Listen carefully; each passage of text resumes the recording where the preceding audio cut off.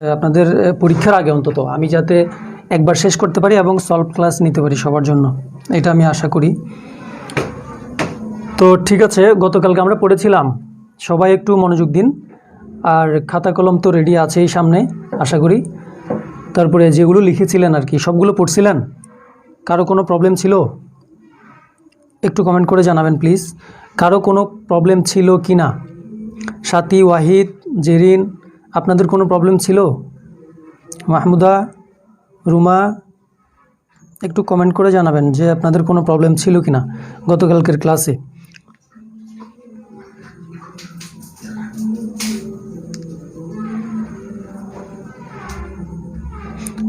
জি সাথী, আপনার কোনো প্রবলেম ছিল না? হ্যাঁ জেরিন, আপনারও কোনো প্রবলেম ছিল না। গুড। কোনো প্রবলেম থেকে থাকলে সেটা মার্ক করে রেখে দিবেন লাল কালির। অসুস্থ কেন, কি হয়েছে আপনার ভাইয়া? হ্যাঁ হ্যাঁ ইমো, আমি একটু অসুস্থ ছিলাম অনেক আগে থেকে, আসলে এই তো ছোটোখাটো অসুস্থ আর কি। এরপরে এখন একটু ভালোর দিকে, সবার দোয়া করতে থাকুন আমি যাতে আরও সুস্থ হয়ে যাই, আরও বেশি বেশি ক্লাস নিতে পারি, বেশি বেশি হেল্প করতে পারি। আচ্ছা ওকে, আমরা শুরু করি। গতকালের একটু করে রিভিউ দিই। আমরা পারমুটেশন এবং কম্বিনেশন পড়েছিলাম, ক্লাসিক্যাল প্রবাবিলিটি পড়েছিলাম, বিশেষ করে ক্লাসিক্যাল প্রবাবিলিটি। আর যারা ক্লাস পায় নাই, এই ক্লাসটা তো আমি আপলোড করে দিব। এই ক্লাসটা অনেকে দেখে, পরবর্তীতে আমি দেখেছিলাম গতকালকে অনেকেই ক্লাসগুলো দেখে। তো ক্লাসগুলো দেখার পরে আপনারা কি করবেন, অবশ্যই যারা লিখেন নাই তারা লিখবেন, অবশ্যই খাতায় লিখে রাখবেন, কারণ ক্লাসগুলো অ্যাভেলেবেল নাও থাকতে পারে সব সময়ের জন্য। আমার একটা ইউটিউব চ্যানেল আছে, ওখানে দিব পরে, কিন্তু আপাতত অ্যাভেলেবেল নাও থাকতে পারে। আচ্ছা, সেজন্য লিখে নেবেন, আর লিখে লিখে শিখলে সেটা সহজ হয়। জি না ভাই, আচ্ছা আচ্ছা ঠিক আছে। হ্যাঁ জাহেদ জান্নাত, আপনাকে ওয়েলকাম। আজকে নতুন মানুষ আপনি, এর আগে বোধহয় ক্লাস করেননি, আর যদি করে থাকেন আমাকে জানাবেন। আর যদি আজকে নতুন হয়ে থাকেন তাহলে আরও 2টা ক্লাস আপনি করে নেবেন, মানে আমাদের এই গ্রুপে দেওয়া আছে, গ্রুপ থেকে আপনি করে নেবেন। ওকে, আমরা শুরু করি। গতকালকে পারমুটেশন এবং কম্বিনেশন পড়েছিলাম আমরা, ক্লাসিক্যাল প্রবাবিলিটি। বিশেষ করে ওয়াহিদ ভাই, আপনি কোথায়? বুঝতে পেরেছিলেন এই পারমুটেশন এবং কম্বিনেশন?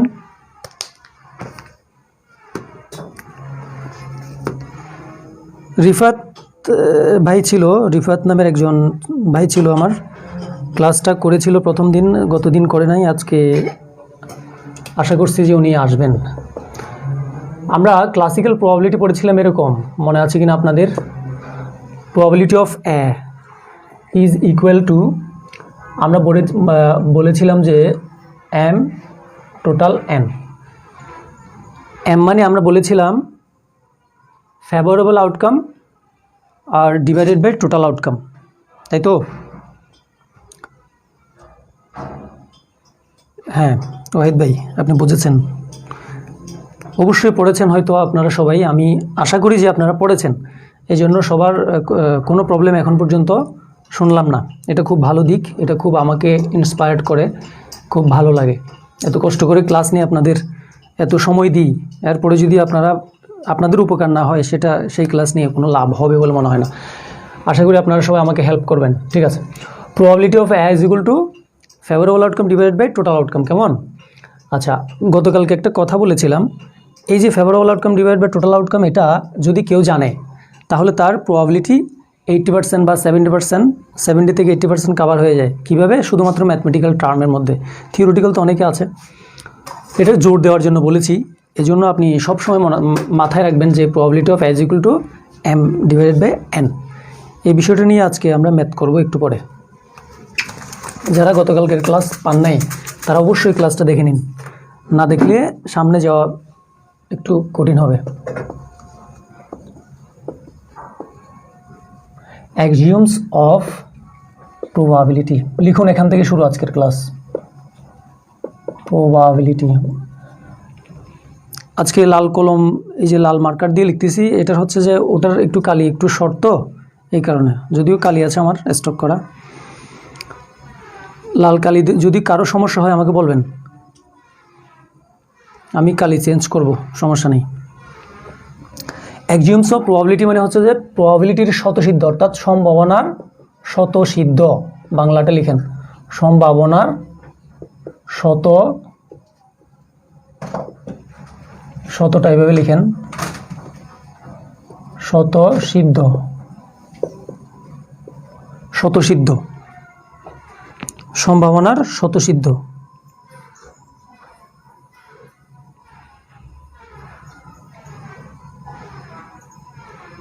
ঠিক আছে, হ্যাঁ ব্ল্যাক দিয়ে লিখলে ভালো হয়। আচ্ছা ঠিক আছে, না তো কালো কালি দিয়ে লিখলে ভালো হয়, বোঝা যেত। ঠিক আছে, গুড, আপনাদেরকে ধন্যবাদ। কালো কালি এখানে একটু কালি করো তো, একটু আর্লি করো, হ্যাঁ একটু কালি রিফিল করো তো। অ্যাক্সিওমস অফ প্রবাবিলিটি। আচ্ছা, স্বতঃসিদ্ধ মানে কি? একটু ওয়েট করি, 1 মিনিট সময় লাগবে আমার। স্বতঃসিদ্ধ মানে হচ্ছে যে, একটু তাড়াতাড়ি করো আমার, হ্যাঁ স্বতঃসিদ্ধ মানে হচ্ছে যে, মানে যে রুলগুলো মেনে চলতে হবে, প্রবাবিলিটির যে রুলগুলো মেনে চলতে হবে, এই দুটা স্বতঃসিদ্ধ সবসময় মাথায় রাখতে হবে। প্রবাবিলিটি আমরা পড়তেছি যেহেতু, একটু পরেই কালো কালি দিয়ে লিখবো, এটা অন্তত এটা দিয়ে লিখে একটু কষ্ট করে লিখবেন আর কি। তাহলে কীভাবে? যেমন শুধুমাত্র প্রবাবিলিটির স্বতঃসিদ্ধের মধ্যে এরকম করে লিখলে হয়ে যাবে, প্রবাবিলিটি অফ এক্স, ঠিক আছে, 0 greater than less than to 0, ঠিক আছে, মানে এটা অথবা তার থেকে বড়, আবার লেস দেন হবে কোনটা? 1 অথবা তার থেকে ছোট। এটাকে আপনি চাইলে এভাবেও লিখতে পারেন যে probability of x, probability of x 1 অথবা তার থেকে ছোট, এতটুকু পর্যন্ত লিখলেও হয়ে যাবে। আর যে রোদেলা, আপনাকে ওয়েলকাম, একটু লেট করে আসছেন, ঠিক টাইমে আসছেন অবশ্য, আমরা ক্লাস মাত্র শুরু করলাম। দেখুন, 1 নাম্বার স্বতঃসিদ্ধ হচ্ছে যে কোনো র্যান্ডম ভেরিয়েবলের প্রবাবিলিটি 0 এবং 0 সহ, 1 সহ, 1-এর ছোট, 0 সহ, 0 থেকে বড়, যে কোনো কিছুর প্রবাবিলিটি 0 থেকে বড়, 1 থেকে ছোট, বেশি দিও না, হ্যাঁ তুমি তো দেখতেই পাচ্ছ কতটুকু দিবা, ঠিক আছে। আবার এটাকে সেম ওয়েতে এভাবেও লিখলে, যদি কেউ যদি লিখে আর কি, ভুল হবে না, probability of x greater than is equal two 1, ঠিক আছে, এভাবেও আপনি চাইলে লিখতে পারেন। সম্ভাবনার স্বতঃসিদ্ধ 2, এগুলো পরীক্ষায় আসে, এগুলো না জানলে প্রবাবিলিটি পড়া ক্লিয়ার হবে না। অল সম্ভাবনা summation of probability x is equal two 1, সবগুলো যখন আমরা যোগ করব তখন সেটা কি হয়ে যাবে? 1-এর সমান হয়ে যাবে। এই দুটো স্বতঃসিদ্ধ সবসময় মনে রাখবেন, কখনো 1 থেকে বেশি হতে পারে না, কোনো প্রবাবিলিটি কখনো 1 থেকে বেশি হতে পারে না। আবার সবগুলো মানের প্রবাবিলিটি যোগ করলে সেটা 1-এর সমান হয়ে যায়।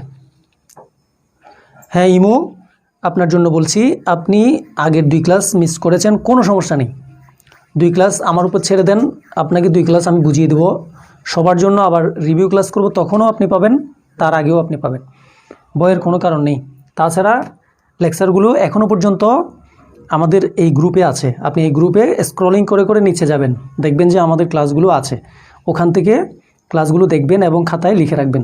যেভাবে আমি এখানে করাচ্ছি, যেভাবে আমার সাথে সাথে লিখতেছেন আপনি খাতায়, ঠিক একইভাবে লিখবেন আর আপনি। ওকে, আমার কালো কালি চলে আসছে, আমরা এটা দিয়ে এখন লিখতে পারবো, সমস্যা নেই। তাহলে বুঝাতে পেরেছি আমি, এটা আপনি স্বতঃসিদ্ধ মানে এই দুটো জিনিস মনে রাখবেন। এটা যদি বাংলায় লিখেন সুন্দর করে, লিখবেন যে কোনো কিছুর সম্ভাবনা 0 থেকে বড়, 0 সহ, 0 থেকে বড়, 1 সহ, 1 থেকে ছোট, এভাবে লিখতে হবে। লামিয়া জান্নাত, আপনাকে ওয়েলকাম। আপনি গত দুটো ক্লাস পান নাই, অবশ্যই এগুলো নিয়ে পরে আলোচনা করব, আপনারা যারা ক্লাস পান নাই তাদের জন্য। তারপরে সামেশন প্রবাবিলিটি অফ এক্স, অর্থাৎ সকল প্রবাবিলিটি যোগ করলে সেটা 1-এর সমান হবে। ওকে, এতটুকু পর্যন্ত ক্লিয়ার নাকি?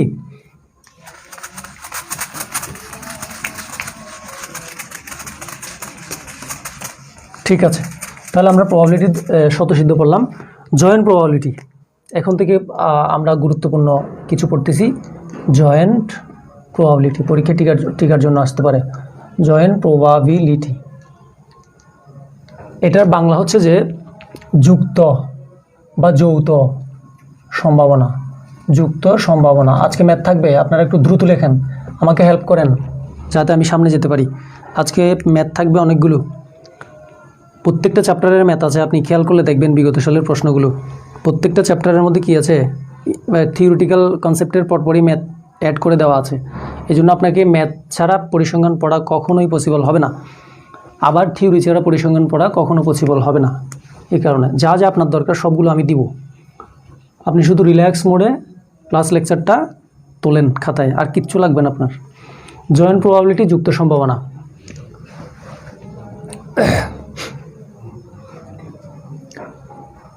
একাধিক ঘটনা ঘটার সম্ভাবনাকে দুই বা ততোধিক বলেন। দুই বা ততোধিক ঘটনা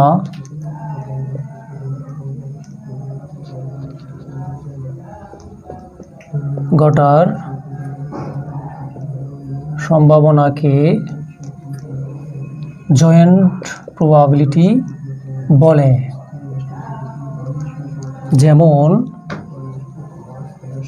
দুই বা ততোধিক ঘটনা ঘটার সম্ভাবনাকে জয়েন্ট প্রবাবিলিটি বলে। কেমন? যেমন প্রবাবিলিটি অফ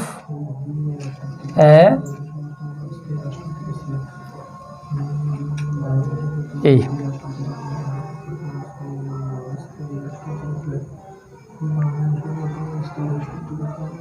ঠিক আছে, এটা হচ্ছে জয়েন্ট প্রবাবিলিটি। এটা এই সূত্রটা পাশাপাশি লিখে রাখলে ভালো হবে সবার জন্য। Probability of A over B into probability of B. একসাথে সূত্র শিখিয়ে ফেলি আমি, সেটা ভালো হয়। প্রবাবিলিটি অফ এ, আমি সবগুলো বুঝাবো এ টু জেড, আপনি শুধু লিখেন আমার সাথে সাথে, লেখা হলে আমি সবগুলো বলবো। Probability of B over A into probability of A. একদম কঠিন মনে করা যাবে না আমি যতক্ষণ থাকবো। জয়েন্ট প্রবাবিলিটি যুক্ত সম্ভাবনা, আপনি লিখেন আস্তে আস্তে।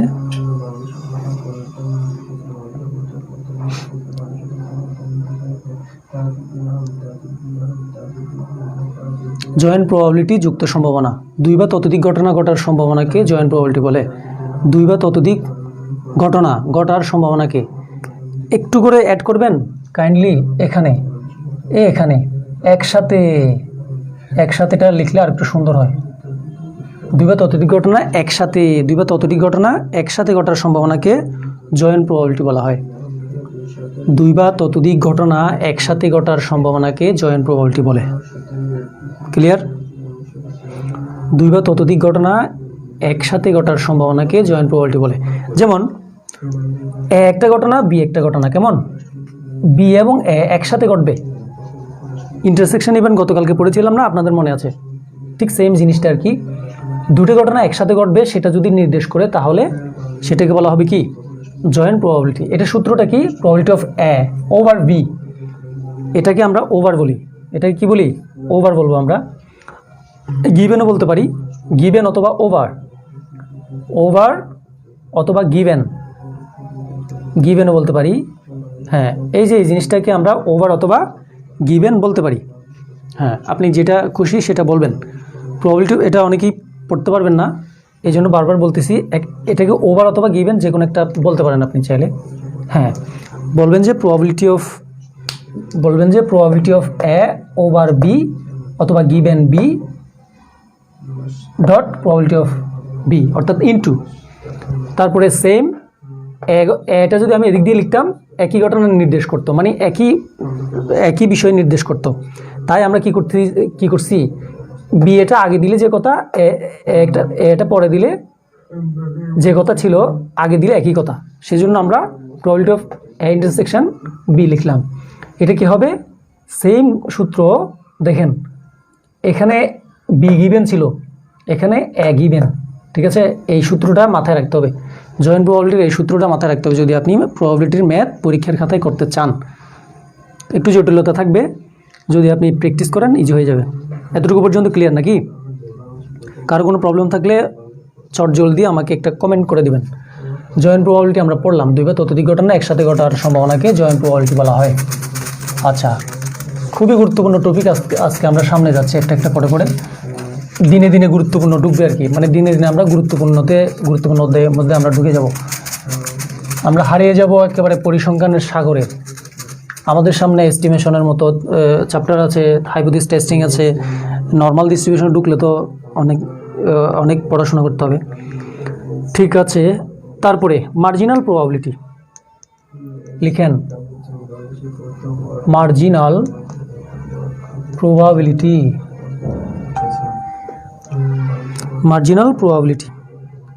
হ্যাঁ, মার্জিনাল প্রবাবিলিটি কাকে বলা হয়? যদি একটি ঘটনা এ হয় এবং এ ঘটনার অধীনে কতগুলো ঘটনা অথবা দুটি ঘটনা বা কতগুলো ঘটনা, যে কোনো একটা কিছু বলতে পারেন,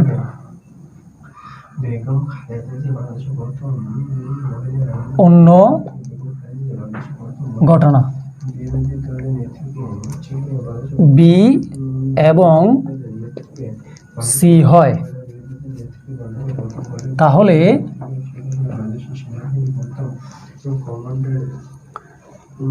এ ঘটনা ঘটার সম্ভাবনাকে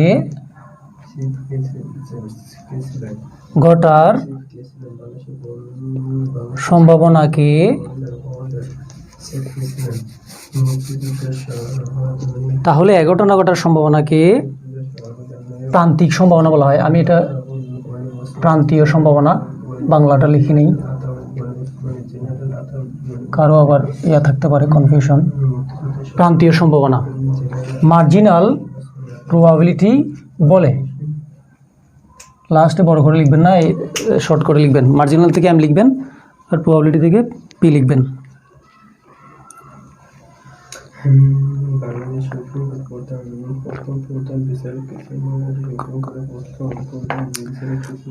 ঠিক আছে, মার্জিনাল প্রবাবিলিটি প্রান্তীয় সম্ভাবনা। যদি একটি ঘটনা হয়, এখানে আমি বলার সাথে সাথে লিখবেন আপনারা, যদি একটি ঘটনা হয় দুইবার হয়ে গেছে, হ্যাঁ সমস্যা নেই, কোনো সমস্যা নেই, আপনারা লিখতে থাকেন।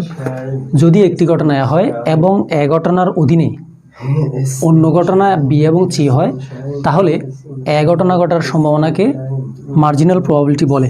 ঠিক আছে,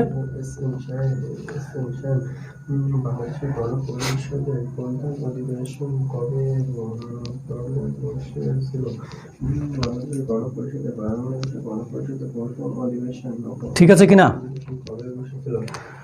আচ্ছা, তারপরে আশা করি সবার লেখা শেষ। মার্জিনাল প্রবাবিলিটি বলে, মার্জিনাল প্রবাবিলিটির সূত্র লিখে দিচ্ছি, মনোযোগ দিয়ে সুন্দর করে নির্ভুলভাবে খাতায় তোলেন, পরীক্ষার জন্য খুবই খুবই গুরুত্বপূর্ণ। দেখুন, আমরা বলেছিলাম যে প্রবাবিলিটি অফ এ, অর্থাৎ এ ঘটার সম্ভাবনাকে কি বলে? মার্জিনাল প্রবাবিলিটি বলে। ইজ ইকুয়াল টু কত হবে? Probability of A intersection B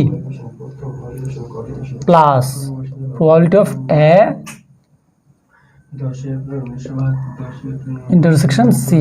অর্থাৎ দুটি ঘটনা ছিল কিন্তু আমাদের সংজ্ঞার মধ্যে, দুটি ঘটনা এর সাথে যৌথভাবে ঘটবে। যদি এর সাথে যৌথভাবে ঘটে এবং তাদের সমষ্টি আমরা যদি নিই, অর্থাৎ ঘটার সম্ভাবনা আর কি, ওটাকে ওখানে যুক্ত বিষয়টা প্রবাবিলিটি অফ এ। হ্যাঁ, এটা হচ্ছে যে আমরা বলেছিলাম যে মার্জিনাল প্রবাবিলিটি। যদি দেখেন মার্জিনাল প্রবাবিলিটি, তাহলে কি হলো? Ultimately probability of A intersection B plus probability of A intersection C. তো এখন এটা থেকে এটা কীভাবে আসলো, এটা থেকে এটা কীভাবে আসলো? একটু আগে আমি probability of A intersection B যখন জয়েন্ট প্রবাবিলিটি আলোচনা করেছিলাম, হ্যাঁ, তখন আমরা এটা লিখেছিলাম, অর্থাৎ আলটিমেটলি জয়েন্ট প্রবাবিলিটি এটার থেকে এটা আসে, তাই তো? না বুঝে একদম থাকবেন না, আমি বারবার বলতেছি, এই যে জয়েন্ট প্রবাবিলিটি থেকে মার্জিনাল, সবসময় মনে রাখবেন জয়েন্ট থেকে মার্জিনাল আসে।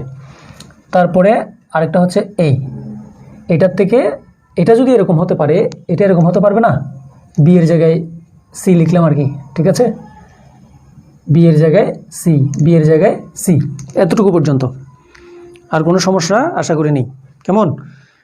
জেবিন, লামিয়া, আপনার নিক নেমটা একটু বলেন না, কোনটা রাখবো আপনাকে? লামিয়া জান্নাত সুমি। তাহলে লামি একটা, জান্নাত একটা, সুমি একটা, আমি তিনটা বলতে পারি আপনাকে, আপনি একটু বলিয়েন আমাকে কোনটা আপনার নিকনেম। তারপরে এটা গেল মার্জিনাল। এখন আমরা পড়ব কন্ডিশনাল। মার্জিনাল কোনো প্রবলেম থাকলে বলতে পারেন, অঙ্ক করার সময় মাথায় রাখতে হবে কিন্তু। হ্যাঁ, কারো কোনো প্রবলেম থাকলে আমি আবার আলোচনা করব, অথবা আজকের ক্লাসে যাদের যাদের সমস্যা তারা ক্লাসের লাস্টে বুঝিয়ে নেবেন।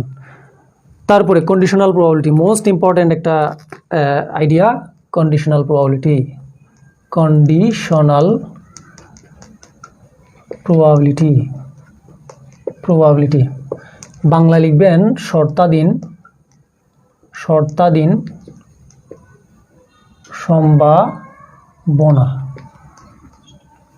ঠিক আছে, শর্তাধীন সম্ভাবনা, কন্ডিশনাল প্রবাবিলিটি, শর্তাধীন সম্ভাবনা। এই জিনিসটা কি লিখেন, যদি কোনো ঘটনা, আমার সাথে সাথে খুব দ্রুত লিখে ফেলেন, যদি কোনো ঘটনা হয়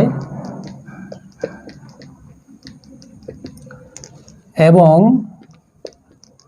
এই ঘটনা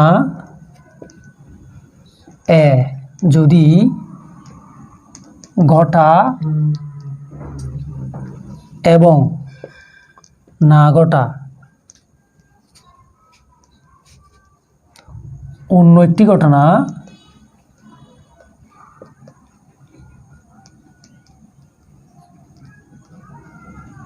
বি এর উপর নির্ভর করে,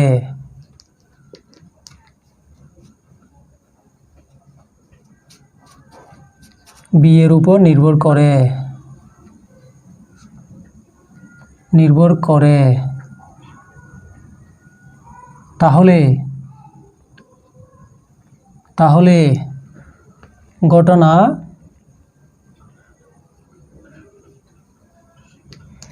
এ ঘটার, তাহলে ঘটনা এ ঘটার সম্ভাবনাকে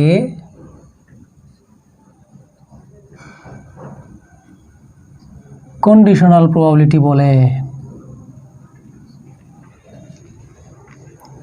সুমি, হ্যাঁ ঠিক আছে, লামিয়া অথবা সুমি বলে ডাকতে পারি না, ঠিক আছে, ধন্যবাদ। আগের দুটি ক্লাস আপনি করে নেবেন গ্রুপ থেকে, সুমি বলেই ডাকি। হ্যাঁ হ্যাঁ সুমি, আপনাকে বলছি আগের দুটো ক্লাস করে নেবেন গ্রুপ থেকে। তাহলে কি হলো, কন্ডিশনাল প্রবাবিলিটি, শর্তাধীন সম্ভাবনা, যদি কোনো ঘটনা এ হয় এবং এই ঘটনা এ যদি ঘটনা ঘটা এবং না ঘটা অন্য একটি ঘটনা বি এর উপর নির্ভর করে, তাহলে ঘটনা এ ঘটার সম্ভাবনাকে কন্ডিশনাল প্রবাবিলিটি বলে। আচ্ছা, এটার একটা বাস্তব উদাহরণ দিব। যেমন আপনি একটা ইন্ডাস্ট্রি প্রতিষ্ঠা করতে চান, যেমন নাকি জুতার ইন্ডাস্ট্রি, কেমন, আপনি বাটার মালিক অথবা এফএক্সের মালিক। এখন আপনার কিছু স্যাম্পল আপনি চট্টগ্রামের মধ্যে ছাড়লেন, জুতার স্যাম্পল, এগুলো কীভাবে নিচ্ছে মানুষ, কতটুকু বিক্রি হচ্ছে না হচ্ছে, সেটা বোঝার জন্য আপনি, অথবা ওভারঅল একটা ধারণা পাওয়ার জন্য আপনি কিছু জুতা মার্কেটে ছেড়ে দিলেন। কিছুদিন পরে, 1 মাস বা 2 মাস আপনার টার্গেট অনুযায়ী টাইম সেট যেভাবে করবেন আর কি, যদি দেখেন যে বিক্রি হয়ে গেছে 70%, তাহলে 70% ঘটে গেল এই ঘটনাটা। এখন আপনি কতটুকু ইন্ডাস্ট্রিতে ইনভেস্ট করবেন জুতা উৎপাদনের জন্য, সেটা কিসের উপর নির্ভর করবে? ওই যে প্রথমে জুতা বিক্রি করার জন্য জুতা কিছু মার্কেটে ছাড়ছেন যে স্যাম্পল হিসেবে, নমুনা হিসেবে, সেটার উপরে ডিপেন্ড করবে না? অবশ্যই সেটার উপরে ডিপেন্ড করবে। এটাই হচ্ছে যে এই যে ডিপেন্ড করে, একটা ঘটনা ঘটা বা না ঘটা অন্য একটা ঘটনার উপর যে ডিপেন্ড করার প্রক্রিয়া, এটাকে বলা হবে কন্ডিশনাল প্রবাবিলিটি। মনে থাকবে, একদম সহজ না বিষয়টা? আশা করি আপনাদের একদম সহজ হয়ে গেল। বুঝেছেন কি না? জাস্ট ইয়েস লিখে দেন, কোনো সমস্যা আছে কি না? কারণ এই বিষয়গুলো আমি কাউকে কনফিউশন রেখে সামনে আগাতে চাচ্ছি না, কারণ এগুলো খুবই দরকার হবে যদি প্রবাবিলিটিতে ফুল অ্যান্সার করতে চান। আমি আবার বলি, কন্ডিশনাল প্রবাবিলিটি, শর্তাধীন সম্ভাবনা, যদি কোনো ঘটনা এ হয় এবং এই ঘটনা এ যদি ঘটা এবং না ঘটা অন্য একটি ঘটনা বি এর উপর নির্ভর করে। ওই যে বললাম না, জুতার ইন্ডাস্ট্রি, জুতার কিছু স্যাম্পল আগে ছেড়ে দিবেন, তার উপরে নির্ভর করে আপনি কতটুকু উৎপাদন করবেন না করবেন সেটা। এইরকম একটার ঘটনা অন্য একটা ঘটনার উপর নির্ভর করার প্রক্রিয়াকে কি বলবে? কন্ডিশনাল প্রবাবিলিটি বলা হবে। তাহলে ঘটনা এ ঘটার সম্ভাবনাকে কন্ডিশনাল প্রবাবিলিটি বলে। বুঝে গেল? কোনো সমস্যা আশা করি কারণেই। হ্যাঁ, জাহেদ জান্নাত, হ্যাঁ ক্লাসগুলো মনোযোগ দিয়ে করেন এবং তুলে ফেলেন। আমি আপনার জন্য একটু ওয়েট করতেছি। আপনি যেহেতু এইমাত্র কন্ডিশনাল প্রবাবিলিটি মাত্র শুরু করছি কন্ডিশনাল দিয়ে, এটা লিখে ফেলেন। কন্ডিশনাল প্রবাবিলিটি শর্তাদি সম্ভাবনা যদি কোনো ঘটনা এ হয় এবং এই ঘটনা এ যদি ঘটা এবং না ঘটা অন্য একটি ঘটনার উপর নির্ভর করে, তাহলে ঘটনা এ ঘটার সম্ভাবনাকে কন্ডিশনাল প্রবাবিলিটি বলে। অর্থাৎ বি ঘটনার উপর নির্ভর করেই কিন্তু এটা ঘটবে, এই জন্য। ঠিক আছে, সবার লেখা শেষ না? ঠিক আছে, ক্লাসটা আপলোড দেওয়া থাকবে, তো আপনি জাস্ট বুঝলে হবে। এখন যদি বাই চান্স লিখতে না পারেন আর কি, পরে লিখে নেবেন। এই আপনার খাতার মধ্যে একটু গ্যাপ রাখেন, যেটা আপনি লিখতে পারেন না আর কি, এখন মাত্র আসলেন যারা, তারা একটু গ্যাপ রেখে সামনে আগান। আমি যেটা এখন লিখবো সেটা লিখেন।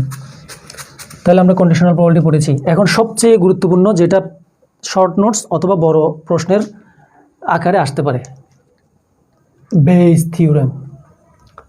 বেইজ থিওরেম, থিওরেম,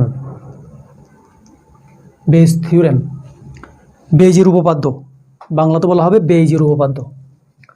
বেইজের, এটা প্রত্যেক বছর মানে আসবে ঘুরিয়ে ফিরিয়ে, হয় শর্ট নোটসে আসবে, নাইলে আসবে কিসে, বড় প্রশ্নের অংশ হিসেবে 10 নম্বরের জন্য আসবে, অথবা 7 নম্বরের জন্য আসবে।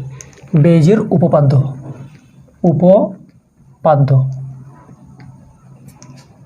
খুবই গুরুত্বপূর্ণ কিন্তু। বেইজের উপপাদ্য 3 স্টার দিয়ে রাখেন পরীক্ষার জন্য, 3 স্টার। বেইজের উপপাদ্য, বেইজ নামে একজন মানুষ এই উপপাদ্য দিয়েছেন প্রবাবিলিটির জন্য, তার নাম অনুসারে বেইজের উপপাদ্য হয়ে গেছে। হ্যাঁ জাহেদ জান্নাত, আপনার জন্য আপনি কখনো কোনো টেনশন করবেন না। আগের 2টা ক্লাস মেবি পাননি আপনি, আমার যতটুকু ধারণা, ওগুলোর জন্য কোনো টেনশন নেই, ওগুলো খাতায় লিখে রাখবেন, বাকিগুলো আমি দেখব। বেইজ থিওরেম, বেইজের উপপাদ্য, এটা কি জিনিস? এটা প্রথমে মুখস্থ করাইতে পারবো না, মুখস্থ করালে আপনি ভুলে যাবেন। সেজন্য সিপি এর সূত্র, সিপি মিনস কন্ডিশনাল প্রবাবিলিটি, তাই তো? ও হ্যাঁ হ্যাঁ কন্ডিশনাল প্রবাবিলিটির সূত্র দিনে না, ওই যে আগের ওই জয়েন্ট প্রবাবিলিটি যেটা আছে ওটাই কন্ডিশনাল প্রবাবিলিটি। আমি সেটা একটু লিখে দিই। বেইজের উপপাদ্য যারা লিখছেন তারা ঠিক আছে, অতটুকু স্টপ রাখেন। আমি কন্ডিশনাল প্রবাবিলিটির সূত্রগুলো দিই নেই। কন্ডিশনাল প্রবাবিলিটির সূত্র, গুড, যে কমেন্ট করছেন প্রথমে তাকে অসংখ্য ধন্যবাদ। কন্ডিশনাল প্রবাবিলিটির সূত্র হবে এরকম, এখানে লিখবেন প্রবাবিলিটি অফ বি, ঠিক আছে? তারপরে প্রবাবিলিটি অফ এ, এই এটা হবে কন্ডিশনাল প্রবাবিলিটি। আবার যদি এরকম হয় B over A is equal to, উপরে সেম থাকবে, এই বিষয়গুলো একটু আপনাদের মনে নাও থাকতে পারে, এই জন্য বারবার প্র্যাকটিস করতে হবে।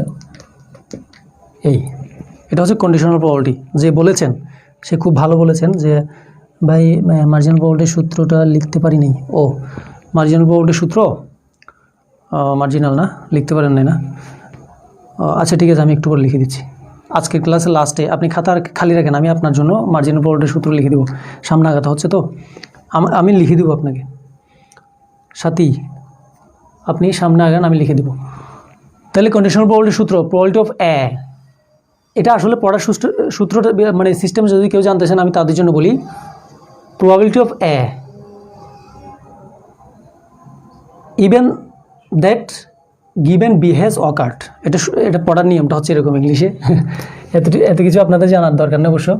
Probability of A event that given B has occurred, অর্থাৎ বি ঘটে গেছে, তার মধ্যে থেকে আমরা প্রবাবিলিটি বের করব। এটার ইংলিশ বইতে এরকম দেওয়া আছে, probability of A event that given B has occurred, ঠিক আছে? কেউ যদি শিখতে চান তাদের জন্য বললাম আর কি। Probability of A event that given B has occurred, মানে বি ঘটে গেছে, অকার্ড মানে ঘটে যাওয়া, বি ঘটে গেছে, তার মধ্যে আমরা প্রবাবিলিটি এ বের করছি, সেটাই। তাহলে কন্ডিশনাল প্রবাবিলিটি সূত্র সবাই লিখছেন? ওয়াহিদ ভাই কই লিখছেন? বাহার আছেন? লিখতে পেরেছেন? বুঝতে পেরেছেন? হ্যাঁ, probability of A over B is equal to উপরে থাকবে জয়েন্ট প্রবাবিলিটি। কেমন? জয়েন্ট বলতে আমরা ওই যে জয়েন্ট বললাম না, তারপর ডিভাইডেড বাই কি প্রবাবিলিটি অফ বি। অর্থাৎ এই কোণে যেটা থাকবে, মনে রাখেন, এই কোণায় যেটা থাকবে কন্ডিশনালে সেটা এদিকে বসবে, এই কোণায় যেটা থাকবে সেটা এদিকে বসবে। অর্থাৎ যেটা অকার্ড, যে ঘটনা ঘটে গেছে, লিখেছি ভাইয়া, ঠিক আছে ওয়াহিদ ভাই, যে ঘটনা ঘটে গেছে সেটা আপনি নিচে লিখবেন। মনে থাকবে সবার, এই টেকনিকটা একটু ফলো করেন। যে ঘটনা কন্ডিশনালের মধ্যে আপনি ফেলবেন আগে ঘটে গেছে, probability of B event that given B has occurred, যেটা ঘটে গেছে সেটা এদিকে থাকবে, সেটা আবার নিচে যাবে। বি নিচে গেল, এ নিচে গেল, একদম সহজ হয়ে গেল না সূত্রটা? আমি বারবার বলতেছি, ওই যে জুতা, আপনি জুতা কোম্পানির মালিক, ঠিক আছে? তো এখন এই যে বি জুতা আগে ছাড়লেন, এটার উপরে নির্ভর করে বি কতটুকু উৎপাদন করবেন না করবেন সেটা ঘটবে, তাই তো? ঠিক সেম বিষয়টা, মানে বি ঘটে যাবে এ বের করবেন, এ ঘটে যাবে বি বের করবেন। পারবেন না বিষয়গুলো? একদম সহজ। ম্যাক্সিমাম কমেন্ট আসতেছে যে সবাই বুঝতেছেন। গুড। বিনতে আশরাফ, আপনাকে ওয়েলকাম। এতক্ষণ পর্যন্ত আপনার কমেন্ট আমার চোখে পড়েনি, এখন পড়লো। আপনি বোধহয় এখনই আসছেন না? ঠিক আছে, এতটুকু পর্যন্ত লেখা শেষ না? তাহলে এটা কীভাবে করবেন আর কি, কন্ডিশনাল প্রবাবিলিটির নিয়মটা আমি আপনাদেরকে বললাম। এরপরও কারো সমস্যা থাকলে আজকের ক্লাসের লাস্টে আমাকে কমেন্টে জানালে আমি 10 থেকে 15 মিনিট প্রত্যেকটা ক্লাসের লাস্টে করে আলোচনা করব। যারা পাননি, যারা সমস্যায় পড়ছেন, যাদের কাছে আনইজি লাগছে তাদের জন্য শুধুমাত্র, এটা আপনার জন্য প্লাস পয়েন্ট। তাহলে কন্ডিশনাল গেল, আমরা বেজের উপপাদ্যতে ছিলাম, তাই তো? হ্যাঁ, বেজের উপপাদ্য, বেজ আমরা একটু আগে লিখেছিলাম, বেজ থিওরেম। কোনো সমস্যা নাই আশরাফ, আপনি এখান থেকে যান। বেজের উপপাদ্য, বাকিগুলো আমি আপনার জন্য রিপিট করব। বেজের উপপাদ্য, ওকে। এটা ওই যে বললাম মুখস্থ করা যাবে না। এটা মুখস্থ করলে আজকে করবেন, কালকে বলবেন, কালকে করবেন, পরশু বলবেন, কোনো দিনও শিখতে পারবেন না মুখস্থ করলে। এটা বুঝতে হবে। প্রথম একটু জটিল লাগবে আপনার, এটা অনেক জটিলতা তৈরি করে আসলে পরীক্ষায়। এই জন্য বারবার প্রত্যেকদিন আসে। আপনি প্রিভিয়াস ইয়ারের কোশ্চেন দেখিয়েন না, প্রিভিয়াসের দেখতে পাচ্ছেন আপনারা? আবার সমস্যা দিলে একটু করে, একটু কমেন্ট করে জানান প্লিজ। হ্যাঁ, একটু সমস্যা দিছে, আবার একটু কমেন্ট করে জানান, কোনো সমস্যা থাকলে জানান। আচ্ছা, আমরা বেজের উপপাদ্য বললাম যে probability of E1 even that given a has occurred. কেমন? আজান হচ্ছে তো, আজানটা শোনার দরকার। আজানের সময় এদিকে সাউন্ড হচ্ছে, আপনাদের আনইজি ফিল হতেই পারে আমি যদি আবার বড় করে বলি। যাই হোক, আমি ছোট করে বলি। Probability of E1 even that given a has occurred, অর্থাৎ এখানে এ হচ্ছে বড় ঘটনা। আপনি মনে রাখবেন সবসময়, এ হচ্ছে বড় ঘটনা, তার অধীনে E1 একটা ক্ষুদ্র ঘটনা, ছোট ঘটনা। আমি আপাতত বলতেছি, কেউ লিখবেন না, জাস্ট শুধুমাত্র আপনি খেয়াল করেন বিষয়টা, লিখবেন একটু পরে, এখন না। আমি বোঝানোর চেষ্টা করতেছি, আপনি বুঝে গেলে নিজেও লিখতে পারবেন। প্রবাবিলিটি অফ E1, এখানে মনে রাখবেন যে E1 হচ্ছে একটা ছোট ঘটনা, E1 হচ্ছে ছোট ঘটনা, ঠিক আছে? ছোট ঘটনা, আমি জাস্ট বোঝানোর জন্য আর কি। এ হচ্ছে যে বড় ঘটনা, আপনি ছোট করে লিখেন, আমার মতো করে লিখেন। E1 হচ্ছে ছোট ঘটনা, এ হচ্ছে বড় ঘটনা, এতটুকু পর্যন্ত লিখে ফেলেন। এমনভাবে বুঝিয়ে দেব যাতে কোনো দিনও এটা নিয়ে আর সমস্যায় পড়তে হবে না আপনার। প্র্যাকটিক্যাল একটা উদাহরণও দিয়ে দিব। প্র্যাকটিক্যাল উদাহরণগুলো দিলে বেশি মনে থাকবে আপনাদের। তাহলে দেখেন, আমরা উপরে লিখলাম probability of A intersection E1, তারপরে probability of A divided by আর কি। এখন চিন্তা করুন তো, একটু আগে আমরা যখন জয়েন্ট প্রবাবিলিটি পড়েছি, সেখানে এটা হচ্ছে পুরোটা জয়েন্ট প্রবাবিলিটি, ঠিক আছে? এটা কি পুরোটা জয়েন্ট প্রবাবিলিটি, আর এটা পুরোটা কি মার্জিনাল প্রবাবিলিটি। আপনার খাতায় একটু চেক করে দেখেন তো, জয়েন্ট প্রবাবিলিটি এভাবে লিখেছিলাম কিনা, মার্জিনাল প্রবাবিলিটি এভাবে লিখেছিলাম কিনা। আপনার খাতার উপরে চেক করে দেখেন, জয়েন্ট প্রবাবিলিটি এভাবে লিখেছিলাম, মার্জিনাল প্রবাবিলিটি এভাবে লিখেছিলাম, তাই তো? তাইলে এটা হবে জয়েন্ট প্রবাবিলিটি,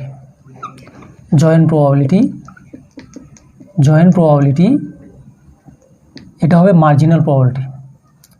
অর্থাৎ মার্জিনাল প্রবাবিলিটি।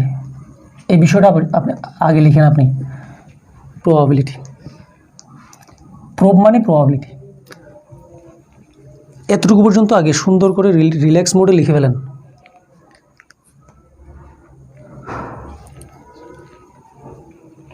আমাকে একটু পানি খাওয়াও তো মামা, ওই যে পানির বোতলটা আনো তো মাম।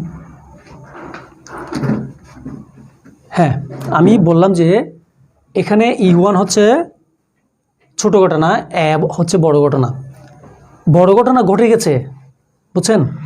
বড় ঘটনা ঘটে গেছে, সেই সাপেক্ষে ছোট ঘটনা E1 ঘটার প্রক্রিয়া আমাদেরকে বের করতে হবে। তারপরে এই সূত্রটা লিখতে হবে, সব সময় উপরে জয়েন্ট প্রবাবিলিটি থাকবে ডিভাইডেড বাই নিচে মার্জিনাল প্রবাবিলিটি থাকবে। মনে থাকবে, উপরে জয়েন্ট প্রবাবিলিটি থাকবে, উপরে জয়েন্ট প্রবাবিলিটি থাকবে, নিচে থাকবে মার্জিনাল প্রবাবিলিটি। অর্থাৎ Bayes theorem is a process that has কি এ রেশিও। কোন ratio? Just marginal probability divided by joint probability divided by marginal probability. উপরে থাকবে জয়েন্ট প্রবাবিলিটি, নিচে থাকবে মার্জিনাল প্রবাবিলিটি। ঠিক আছে? আচ্ছা, এতটুকু পর্যন্ত সবার ক্লিয়ার কিনা? আমি এটা সুন্দর করে বোঝানোর চেষ্টা করতেছি আসলে, যাতে আপনার কখনো সমস্যা না হয়। আমাকে একটু বলেন সবাই, এতটুকু পর্যন্ত ক্লিয়ার কিনা? আপনি এই বিষয়টা বুঝতেছেন কিনা যে বড় ঘটনার অধীনে ছোট ঘটনা থাকবে? এটা আমরা সূত্র লিখব, সূত্রগুলো মুখস্থ করতে বলি না কিন্তু, আমি জাস্ট বুঝতে বলেছি। উপরে থাকবে জয়েন্ট, নিচে থাকবে কি মার্জিনাল। জয়েন্ট মার্জিনাল এই দুটার রেশিও হচ্ছে যে বেইজ থিওরেম। এতটুকু পর্যন্ত আশা করি সবার ক্লিয়ার। কমেন্ট একজনও করতেছেন না কেন? আমার ফোনে কমেন্ট আসতেছে না কেন? কমেন্ট করে জানান। এরপরে আমরা সংজ্ঞাটা লিখি। হ্যাঁ, আপনারা কমেন্ট করতে থাকুন, ততক্ষণে সংজ্ঞাটা লিখি। কতটুকু বুঝছেন না বুঝছেন কমেন্ট করতে থাকুন, আমি সংজ্ঞাটা লিখে দিচ্ছি। ঠিক আছে, আপনি এবার লিখতে পারেন যারা কমেন্ট করছেন। ঠিক আছে, ক্লিয়ার, গুড। ওয়াহিদ, বুঝতে পেরেছেন? তাহলে ঠিক আছে, যদি লিখেন, যদি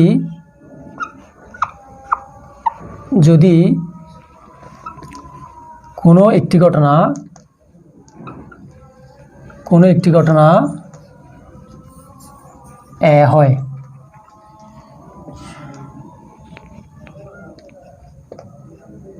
এবং তার অধীনে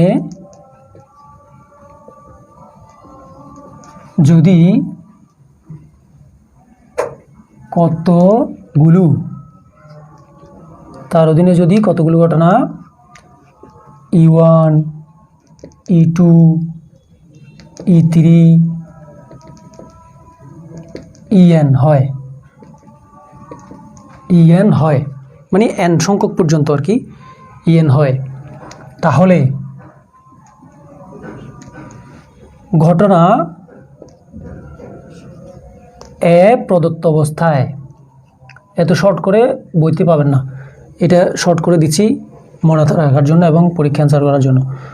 এ প্রদত্ত অবস্থায় ঘটনা E1 ঘটার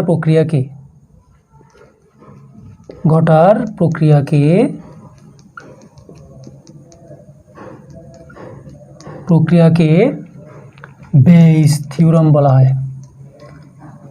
বলে। এতটুকুই, অনেক বড় করে বোঝানো হয়, কিন্তু এই জিনিসটাই হচ্ছে যে মেইন থিম। এটা যদি মাথায় রাখতে পারেন এবং আমি যেভাবে বললাম এভাবে যদি মাথায় রাখতে পারেন, বেইজের উপপাদ্য আপনার কাছে জীবনেও কঠিন মনে হবে না। পরীক্ষায় 5 থেকে 7 নাম্বার 8 নাম্বার এখন থেকে আপনি কমন পেয়ে যাচ্ছেন।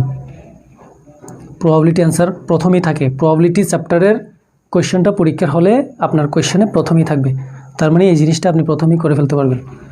তাহলে বেইজের উপপাদ্য খাতায় লিখে রাখেন, যদি কারো লেখা এখনও শেষ না হয়ে থাকে আর কি, আমি বলার সাথে সাথে লিখেন, যদি কোনো একটি ঘটনা এ হয় এবং তার অধীনে যদি কতগুলো ঘটনা E1 E2 E3 এখানে ঘটনা লিখতে পারেন, ঘটনা E1 E2 E3 E1 E2 E3 En পর্যন্ত হয়, তাহলে ঘটনা এ প্রদত্ত অবস্থায় ঘটনা E1 ঘটার প্রক্রিয়াকে বেইজ থিওরেম বলে। বেইজ থিওরেমের উদাহরণ একটু আগে দিয়ে ফেলেছি, এখন দিব প্র্যাকটিক্যাল এক্সাম্পল। দিব এখন প্র্যাকটিক্যাল এক্সাম্পল দিব বেইজ থিওরেমের। বেইজ থিওরেম আপনাকে মুখস্থ করতে বলিনি, আপনাকে বারবার আমি বলেছি যে বেইজ থিওরেম সবসময় বোঝার চেষ্টা করবেন, যে কিছুই তো মুখস্থ করবেন না, তবে কিছু কিছু জিনিস তো মুখস্থ করতে হয়, কিন্তু বেইজ থিওরেম আপনি মুখস্থ করবেন না, সবসময় বলে যাবেন। যদি আমি আজকে যেভাবে আপনাদেরকে দিচ্ছি সেভাবে যদি পড়েন, বেইজ থিওরেম কোনো দিন সমস্যা হবে না। এই যে দেখেন প্র্যাকটিক্যাল এক্সাম্পল দিচ্ছি। আপনি মাছ ধরতে গেলেন, ঠিক আছে, আপনি একজন জেলে নদীতে গেলেন মাছ ধরার জন্য। এখন আমাকে এতটুকু দেখা যায় না, সমস্যা নেই, এতটুকু দেখা যাচ্ছে না, ঠিক আছে, কথা শোনা গেলে হবে। তো এখন আপনার কাছে দুই ধরনের টোপ আছে, টোপ মানে কি, বড়শি আর কি। দুই ধরনের বড়শি আছে, একটা হচ্ছে ভালো বড়শি আর একটা হচ্ছে খারাপ বড়শি। এই গল্পটা মনে রাখেন, Bayes theorem A to Z finish. আপনি মাছ ধরতে গেলেন জেলে হয়ে, কোথায়, নদীতে। আপনার কাছে দুই ধরনের টোপ আছে, টোপ মানে বড়শি আছে, একটা হচ্ছে ভালো বড়শি আর একটা হচ্ছে খারাপ বড়শি। ভালো বড়শিকে আমি বললাম E1, গুড। তারপরে খারাপ বড়শিকে আমি বললাম E2। তাহলে কি হলো, একটা ভালো বড়শি E1, E2 মানে খারাপ বড়শি, E1 মানে ভালো বড়শি, E1 মানে ভালো বড়শি, E2 মানে খারাপ বড়শি। মাছ ধরার ঘটনাকে আমি বললাম যে বুঝাতে পেরেছি? মাছ ধরার ঘটনা ভালো বড়শি E1, খারাপ বড়শি E2। এগুলো সাইড নোটে লিখে ফেলতে পারেন চাইলে, আমি যেগুলো বলতেছি ছোটো করে লিখবেন আর কি। এখন আপনি মাছ ধরবেন, মাছ ধরে পাইছেন কত, 10 কেজি পাইছেন, ঠিক আছে, 10 কেজি এই মাছ আপনি একটা দিয়ে ধরেননি, খারাপ বড়শিও ফেলেছেন নদীতে, ভালো বড়শিও ফেলেছেন, মাছ ধরেছেন। মাছ ধরার ঘটনাকে আমরা বলছি ভালো বড়শি E1, খারাপ বড়শি E2। এই তিনটে ঘটনা, একটা একটা E1, একটা E2। এখন আপনি মাছ ধরে ফেলেছেন, মানে কি, মাছ ধরা, মাছ ধরে ফেলেছেন। এখন সেটা যে আপনি মাছ ধরছেন, সেই মাছ ধরা যে E1 ভালো বড়শি দিয়ে ধরছেন, সেটা বের করার প্রক্রিয়াকে বেইজ থিওরেম বলা হবে। বুঝাতে পেরেছি আমি? মানে আপনি যে মাছ ধরেছেন সেখানে দুই ধরনের টোপ ছিল, দুই ধরনের বড়শি ছিল, যে কোনো একটা বড়শির বের করা, মাছ ধরে ফেলেছেন, সেটা কোন বড়শি দিয়ে ধরেছেন সেটা আমি যদি বের করতে চাই, অর্থাৎ যদি E1 ওভার হয়, প্রবাবিলিটি বের করি, তাহলে এটা হবে বেইজ থিওরেম। অথবা E2 ওভার হয়, তাহলে সেটা হবে বেইজ থিওরেম। বুঝাতে পেরেছি আমি? যদি আমার এই বিষয়টা বুঝতে পারেন, আমাকে একটু কমেন্ট করে জানান। একটা উদাহরণ রেডি করে দিলাম আপনাদের জন্য, প্র্যাকটিক্যাল একদম। এই যে মাছ ধরার ঘটনা, এটা যদি বুঝতে পারেন, এটা আপনাদের কাছে কেমন লাগলো, মানে আপনারা এনজয় করেছেন কিনা বিষয়টা? মানে খুবই এনজয় করার কথা আপনারা কতটুকু এনজয় করেছেন আমি একটু চাই। সবাই একটা কমেন্ট দেন। ওয়াহিদ ভাই কই, কমেন্ট দেন কতটুকু বুঝেছেন একটু দেখি, চুপ করে থাকবেন না, একটা কমেন্ট দেন। হ্যাঁ, এই যে একটু উদাহরণ দিলাম প্র্যাকটিক্যাল মাছ ধরার ঘটনা নিয়ে। বেইজ থিওরেম সারা জীবন আপনার মাথায় থাকবে না ওয়াহিদ ভাই? বিনতে আশরাফ থাকবে মাথায়, জাহেদ জান্নাত থাকবে মাথায়, জেরিন সাথী, মজা পেয়েছেন না উদাহরণটা? হ্যাঁ, আপনার কাছে কেমন লেগেছে, আপনাদের মানে সবার কাছে আর কি কেমন লেগেছে উদাহরণটা? এই যে উদাহরণ মাছ ধরার ঘটনা যদি মনে রাখতে পারেন, আমি একেবারে প্র্যাকটিক্যালি বলি যে হচ্ছে মাছ ধরা, কেমন পরীক্ষা আসবে কিন্তু, মানে এই যে গল্পটা মনে রাখতে পারলে হবে, আর কিছু লাগবে না। মাছ ধরার ঘটনা দেখেন তাইলে। তারপরে E1 হচ্ছে ভালো বড়শি, ভালো টোপ বা বড়শি। হ্যাঁ, E2 হচ্ছে খারাপ, মানে মন্দ আর কি, খারাপ বড়শি, তুলনামূলক খারাপ আর কি, গিফেন গুডসের মতো খারাপ বড়শি, ঠিক আছে। এখন হ্যাঁ, আচ্ছা, সবার কমেন্ট পাচ্ছি আমি। হ্যাঁ, সবাই খুব এনজয় করেছেন আশা করি। দেখেন তাহলে আমি যদি এরকম লিখি, E1 ঘটবে অবস্থায়, অথবা আমি যদি এরকম লিখি E2 ঘটবে এ প্রদত্ত অবস্থায়, কেমন? এদিকে যথারীতি সূত্র লিখে ফেলবেন আর কি। কী লিখবেন? প্রবাবিলিটি অফ, এই যে এদিকে এই কোণা যেটা থাকে সেটা সবসময় নিচে বসবে বলেছিলাম নাকি? আচ্ছা, প্রবাবিলিটি অফ এ ই। আরেকটা কথা আপনাদেরকে একটু বলি, এরকম যদি ইন্টারসেকশন দেখেন, এ আগে দেওয়া যে কথা, পরে দেওয়া কী কথা, এই জন্য কখনও আপনার কনফিউজড হবেন না যে এ আগে কেন, এ পরে কেন। হ্যাঁ, এটা নিয়ে কখনো কনফিউজড হওয়া যাবে না। আচ্ছা, এদিকে কী হবে? তাও এদিকে এ আছে, তাহলে এটা নিচে যাবে না, প্রবাবিলিটি অফ এ, ঠিক আছে? উপরে থাকবে প্রবাবিলিটি অফ এ ইন্টারসেকশন কি E2। এই যে প্র্যাকটিক্যাল আপনার খাতার কোনায় এই জিনিসটা লিখে রাখেন, আর কিচ্ছু লাগবে না। বেজির উপপাদ্য একেবারে আপনার কাছে ক্লিয়ার হয়ে যাবে। সিরাজুম মনিরা ক্লাস করতেছেন, একটু লেট করে আসলেন আপনি না?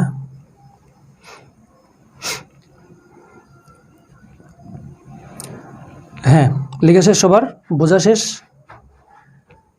বেজির উপপাদ্য আমরা একদম ক্লিয়ার হয়ে গেলাম। এরপরেও যদি কারো সমস্যা থাকে আমাকে বলবেন, আমি আপনাদেরকে আবার রিপিট করে বলবো পরে, ক্লাসের পরে হোক, অন্যদিন হোক, ঠিক আছে?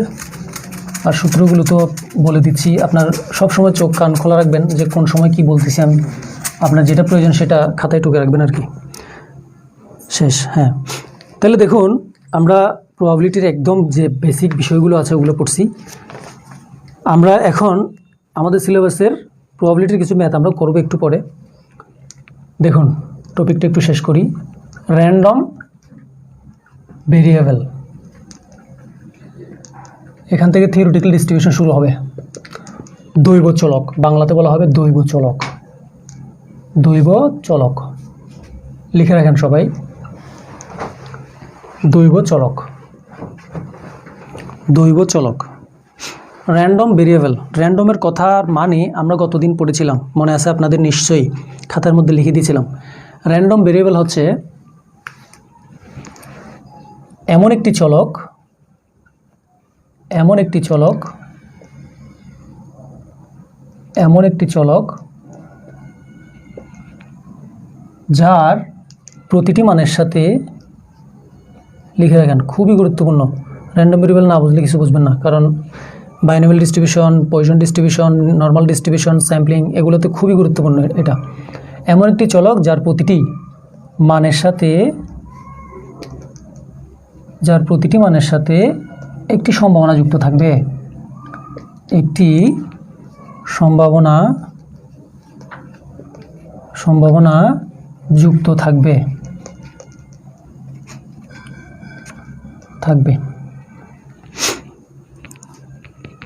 হ্যাঁ বাহার খান, জি ভাই, E1 ওভার এ, ঠিক আছে, অথবা E2 ওভার এ। হ্যাঁ, আপনি যেটা লিখছেন না E1, E1 এর জায়গায় E2 হইতে পারে, সমস্যা নেই। যে কোনো একটা দিলেও বেস থিওরেম, দুইটা দিলেও বেস থিওরেম, তিনটে দিলেও বেস থিওরেম। E3 হবে তখন, E3 ওভার এ হবে, E4 ওভার এ হবে, E5 ওভার এ হবে, এরকম En ওভার এ হবে। তাহলে কি হলো? র্যান্ডম ভেরিয়েবল পড়ছিলাম আমরা, এমন একটি চলক যার প্রতিটি মানের সাথে একটি সম্ভাবনা যুক্ত থাকবে। যেমন x, y, z, প্রত্যেকটা জিনিসের একটা একটু উদাহরণ। হ্যাঁ বাহার ঠিকই বলেছেন, E2, E3 হতে পারে, E5 হতে পারে, E10 হতে পারে, হ্যাঁ অনেকগুলো হতে পারে। জাস্ট বোঝার জন্য E1 এবং E2 দিলাম আর কি।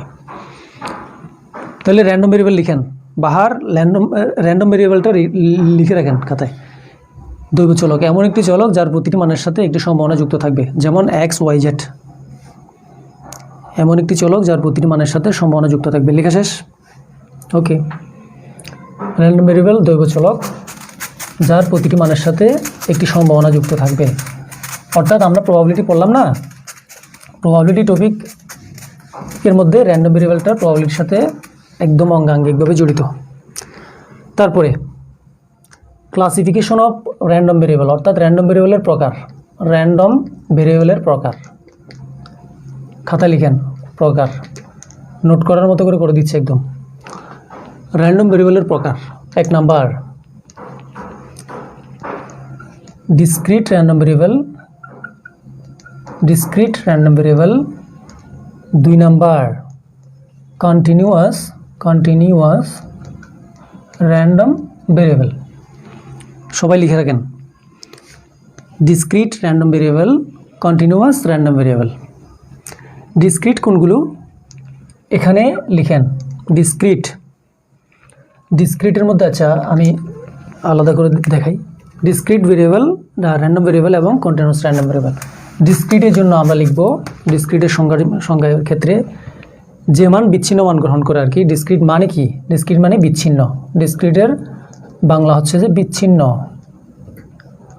আচ্ছা, জাস্ট উদাহরণ হিসেবে এরকম লিখে রাখেন, প্রবাবিলিটি অফ xi 0 সমান হতে পারে অথবা বড় হতে পারে। তারপরে আছে কি, summation of probability of xi is equal two 1। ওই যে আমরা স্বতঃসিদ্ধ পড়ছিলাম না আজকে, অ্যাক্সিওমস অফ প্রবাবিলিটি, সেটা আর কি। হ্যাঁ, ডিসক্রিট র্যান্ডম ভেরিয়েবল এবং কন্টিনিউয়াস র্যান্ডম ভেরিয়েবল দুটাই র্যান্ডম ভেরিয়েবলের প্রকার। তার মধ্যে আমরা ডিসক্রিট আলোচনা করতে যাচ্ছি।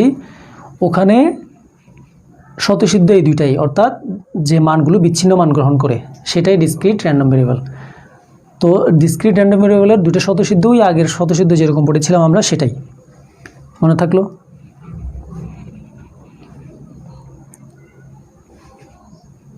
লিখে ফেলেছেন আপনারা? ঠিক আছে, খুব দ্রুত লিখবেন কিন্তু, বুঝবেন লিখবেন, একটু অলরাউন্ডার হতে হবে। তাহলে দেখেন 2 নম্বরে কী লিখছিলাম, কন্টিনিউয়াস র্যান্ডম ভেরিয়েবল। আপনারা লিখেন না এটা র্যান্ডম ভেরিয়েবল, মানে আমি শর্ট করে লিখি কন্টিনিউয়াস র্যান্ডম ভেরিয়েবল। কাকে বলা হয়? কন্টিনিউয়াস মানে তো জানেন, যেটা অবিচ্ছিন্ন মান, ওটা বিচ্ছিন্ন হলে এটা অবিচ্ছিন্ন মান গ্রহণ করবে আর কি, যেটা অবিচ্ছিন্ন। তাহলে এখানে স্বতঃসিদ্ধ লিখবেন এভাবে, প্রবাবিলিটি অফ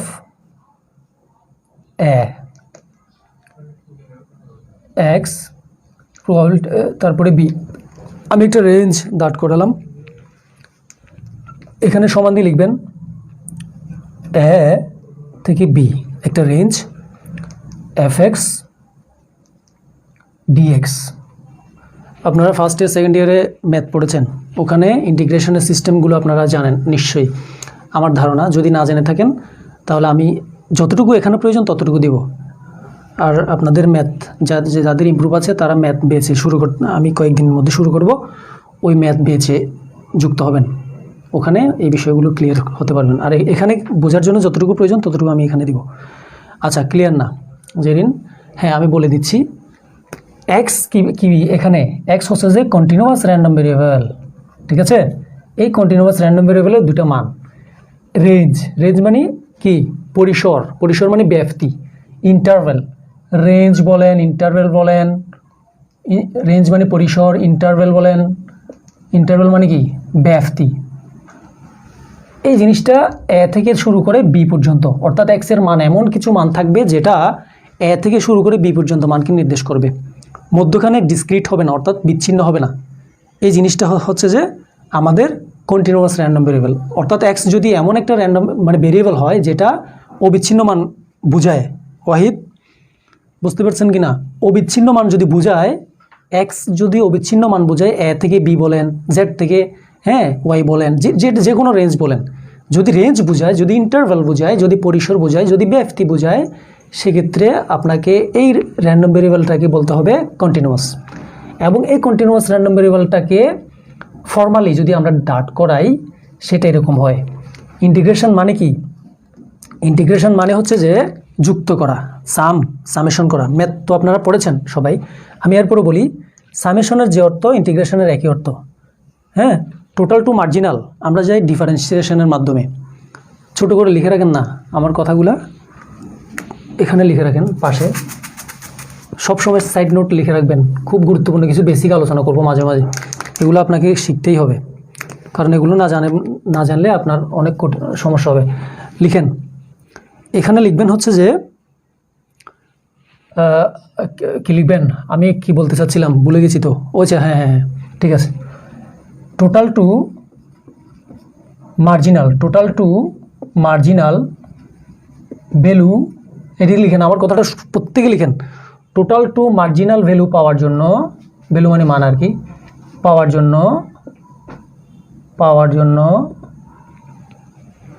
জন্য আমরা ডিফারেন্সিয়েশন করে থাকি। টোটাল টু মার্জিনাল ভ্যালু পাওয়ার জন্য আমরা ডিফারেন্সিয়েশন করে থাকি, ঠিক আছে, ডিফারেন্সিয়েশন করে থাকি, করে থাকি। কিন্তু লিখেন, কিন্তু সবাই লিখেন, কিন্তু আমি কয়েকবার বলবো সমস্যা নেই। কিন্তু মার্জিনাল টু, ওটার বিপরীত আর কি, মার্জিনাল টু টোটাল ভ্যালু পাওয়ার জন্য আমরা ইন্টিগ্রেশন করে থাকি। লিখেন, আমরা ইন্টিগ্রেশন করে থাকি। সবাই লিখতে পেরেছেন? আমি আবার বলি, সবসময় সাইড নোট যেগুলো বলতেছি এগুলো আপনার সবচাইতে বেশি হেল্প করবে আপনাকে ইকোনমিক্সটা ভালো করে বোঝার জন্য, বিভিন্ন সাবজেক্ট, কারণ ম্যাথমেটিক্যাল টার্ম প্রত্যেকটা সাবজেক্টের সাথে ওতপ্রোতভাবে জড়িত। টোটাল টু মার্জিনাল ভ্যালু পাওয়ার জন্য আমরা ডিফারেন্সিয়েশন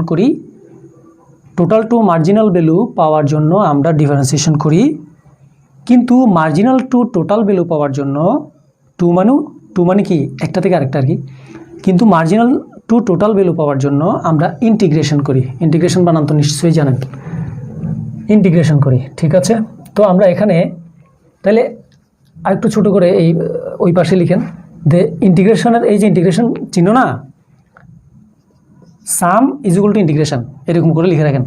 মানে সাম দিয়ে যুক্ত বোঝায়, ইন্টিগ্রেশন দিয়েও যুক্ত বোঝায়। কি বোঝায়? যুক্ত বোঝায়। সাম দিয়ে যে যুক্ত বোঝায়, ইন্টিগ্রেশন দিয়েও সেম যুক্ত বোঝায়। তবে হ্যাঁ, এই যুক্ত আর এই যুক্তের মধ্যে একটু পার্থক্য আছে। এই যে সামেশন এরকম দিলে আমরা সবগুলো যোগ করে দিই, আর যদি সামেশনটা এরকম হয় তখন আপনাকে শুধুমাত্র মার্জিনাল টু টোটাল হিসাব করতে হবে। মনে থাকবে, শুধুমাত্র মার্জিনাল টু টোটাল হিসাব করতে হবে। এই ধারণাটা ক্লিয়ার হতেই হবে আপনাকে, কারণ আপনি ম্যাথমেটিক্যাল অনেক টার্মের সাথে পরিচিত হবেন, অনেক টার্মের সাথে আপনার পরীক্ষা অ্যান্সার করতে হতে পারে, অনেক কিছু দোয়াশা সৃষ্টি হবে। এই কারণে একজন কোয়েশ্চেন করেছিলেন, তার জন্য বললাম আর কি। ঠিক আছে, বলতে গেলে আসলে অনেক কথা চলে আসবে, কিন্তু আমাদের কোর্স শেষ করতে হবে। মজার অনেক কথা আছে, ছোট ছোট অনেক টেকনিক আছে, অনেক বেসিক আছে। বেসিকগুলো নিয়ে আমি আপনাদেরকে প্রত্যেক দিন একটু একটু করে রিলেটেড বেসিকগুলো আলোচনা করব। এবং কেউ যদি বলেন যে ভাইয়া আজকে শুধু বেসিক আলোচনা করেন, লাস্টে কোর্স শেষে আর কি আপনাদের জন্য হেল্প হবে, সারা জীবন দরকার হবে। ইকোনমিক্স পড়েছেন, আপনাকে কেউ যাতে মানে হ্যাঁ করতে না পারে যে এই জিনিসটা পারেন না কেন, ওই ধরনের কিছু টপিক আমি আপনাকে শেখাবো।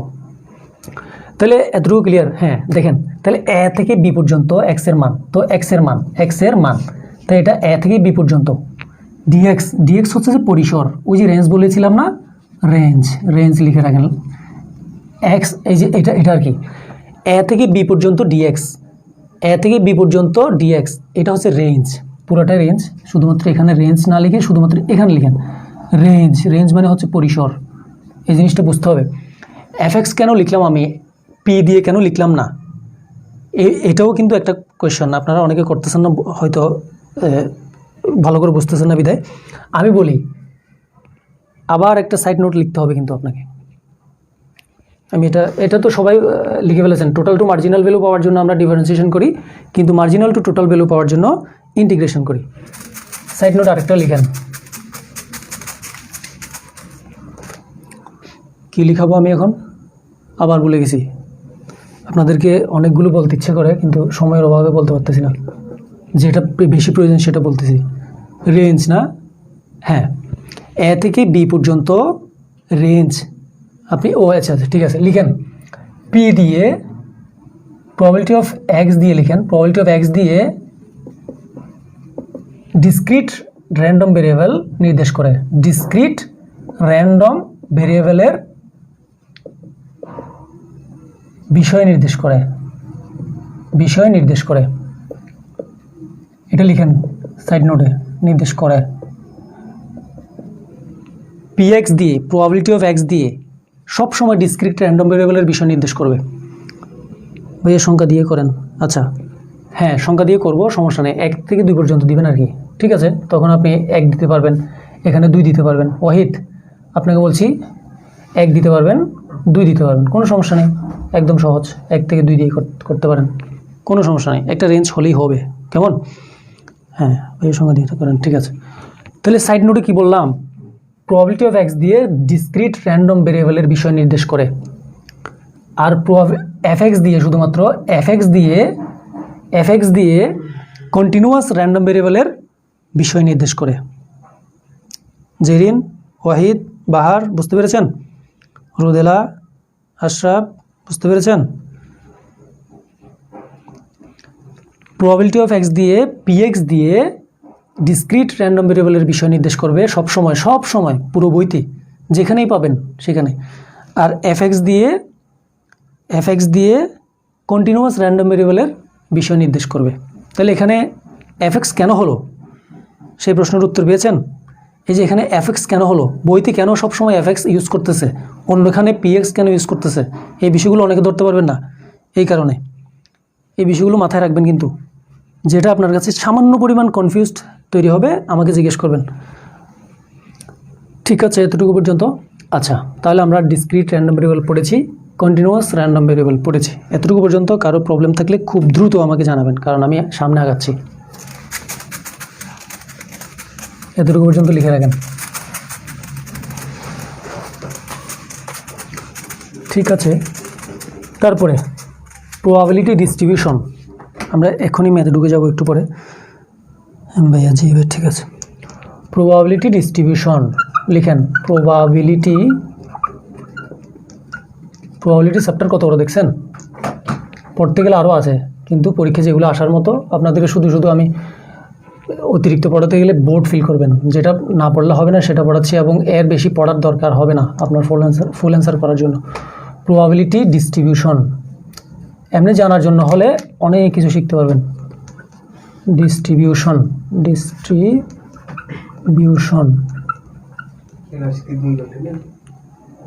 এখন কয়টা বাজে? যা হোক না, ম্যাথে ঢুকবো তো একটু করে। প্রবাবিলিটি ডিস্ট্রিবিউশন, সম্ভাবনা বিন্যাস, এটার বাংলা হচ্ছে কি? সম্ভাবনা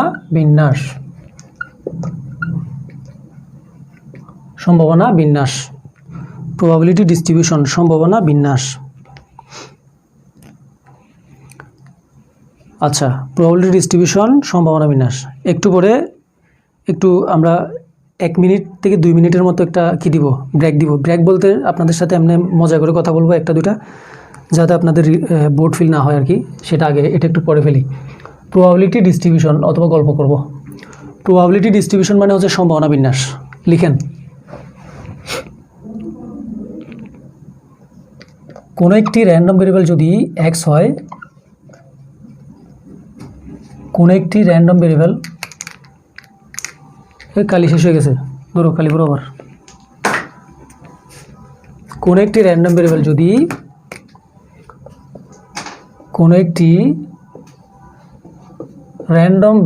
যদি এক্স হয় এবং তার সাথে যদি সম্ভাবনা যুক্ত থাকে, যদি সম্ভাবনা তো অবশ্যই যুক্ত থাকবে, এরপরও সুন্দর করে লেখার জন্য বলতেছি আর কি।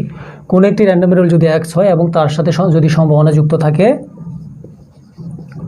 ওই র্যান্ডম ভেরিয়েবল এক্স এবং তার সাথে তার সংশ্লিষ্ট সম্ভাবনা, সংশ্লিষ্ট সম্ভাবনা লিখেন, সমস্যা নেই, সুন্দর হয় জিনিসটা। তার সম্ভাবনা, প্রবাবিলিটি অফ এক্স কে, তার সম্ভাবনা probability of x K. Graphically, আমি বাংলাতে বলি, ইংলিশে না বলি, চিত্র আকারে লিখেন। চিত্র আকারে